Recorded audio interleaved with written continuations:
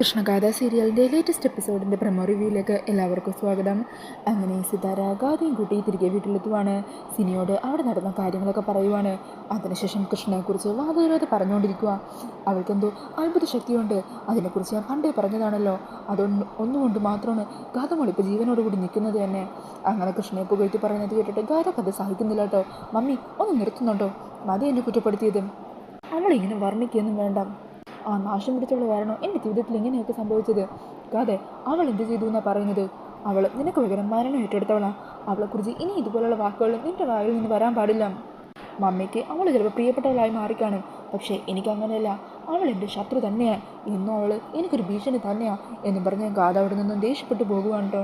അന്നേരം സിത്താര പറയുന്നുണ്ട്, ഇവിടെ ഞാൻ എന്ത് പറഞ്ഞാൽ മനസ്സിലാക്കേണ്ടത് എനിക്കറിയില്ല. പിന്നീട് കാണിക്കുന്നത് നിർമ്മലയും കീർത്തിയും ഉദയനും കൂടി ഇന്നലെ രാത്രി നടന്ന സംഭവങ്ങളെക്കുറിച്ച് സംസാരിച്ചുകൊണ്ടിരിക്കുവാണ്. നിർമ്മല പറയണേ, എന്നാലും എനിക്ക് മനസ്സിലാകാത്തത്, നമ്മൾ ആ പാമ്പിനെ കൊണ്ട് ഓടിയ സമയത്ത് ഇട്ടിരുന്ന ഡ്രസ്സല്ല നമ്മളെല്ലാവരും തിരിച്ചു വന്നപ്പോൾ അവൾ ഇട്ടിരുന്നത്. എങ്ങനെയാ അവൾ ഇത്ര പെട്ടെന്ന് ഡ്രസ്സ് മാറിയത്? എനിക്കത് മനസ്സിലാവുന്നില്ല.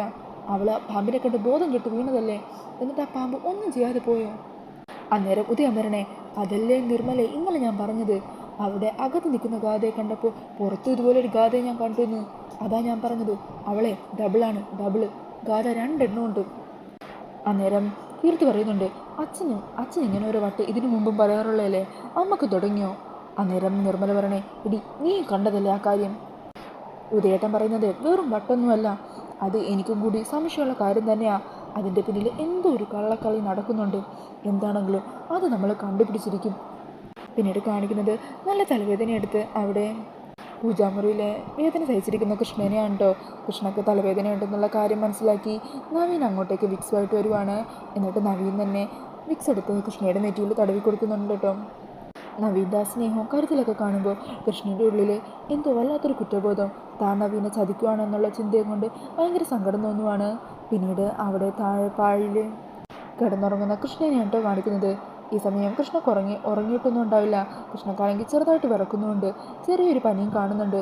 അത് കാണുന്ന നവീൻ പറയണേ, എടോ തനിക്ക് നല്ല പനിയുണ്ട്, താനിങ്ങനെ വെറും നടത്തി കിടക്കാതെ വന്ന് കട്ടിലിൽ കിടക്ക്. വേണ്ട നവീൻ, പൂജയുടെ ഭാഗമായിട്ട് വെറുതെ കൊടുക്കുമല്ലോ ഞാൻ. അപ്പോൾ പൂജാരി പറഞ്ഞ എല്ലാ കാര്യങ്ങളും പാലിക്കണം, അതിന് തൻ്റെ ആരോഗ്യം കൂടി നോക്കണ്ടേ. അതൊന്നും കുഴപ്പമില്ല നവീൻ. അങ്ങനെ ഗാഥ താൻ പറഞ്ഞതനുസരിക്കാത്ത കാരണം നവീൻ റൂമിലേക്ക് വരുവാണ്. എന്നിട്ട് ഒരു നനഞ്ഞ തുണിയെടുത്ത് അത് കൃഷ്ണയുടെ നെറ്റിയിൽ കൊണ്ടുവന്നിടുവാണ്. അയ്യോ നവീൻ എന്തിനാ ഇതൊക്കെ ചെയ്യുന്നത്? താൻ എതിരൊന്നും പറയാൻ നിൽക്കണ്ട. ഞാൻ പറഞ്ഞ കാര്യം താൻ അനുസരിക്കില്ലല്ലോ, അപ്പോൾ താൻ പറയുന്നത് ഞാൻ അനുസരിക്കാൻ പോകുന്നില്ല. ഇന്ന് താൻ ഉറങ്ങുന്നതുവരെ ഞാനിവിടെ തൻ്റെ അരികിൽ തന്നെ ഇരിക്കാൻ പോകുവാണ്. അങ്ങനെ പറഞ്ഞ് നവീനും കൃഷ്ണയുടെ അരികിലിരിക്കുവാണ്.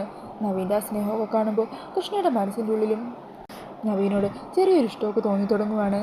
അപ്പോൾ ഇതൊക്കെയാണ് കേട്ടോ ലേറ്റസ്റ്റ് എപ്പിസോഡിൻ്റെ പ്രൊമോയിൽ കാണിക്കുന്നത്. ഈ ഒരു പ്രൊമോ റിവ്യൂ ഇഷ്ടമായിട്ടുണ്ടെങ്കിൽ മറക്കാതെ വീഡിയോ ഒന്ന് ലൈക്ക് ചെയ്യണേ.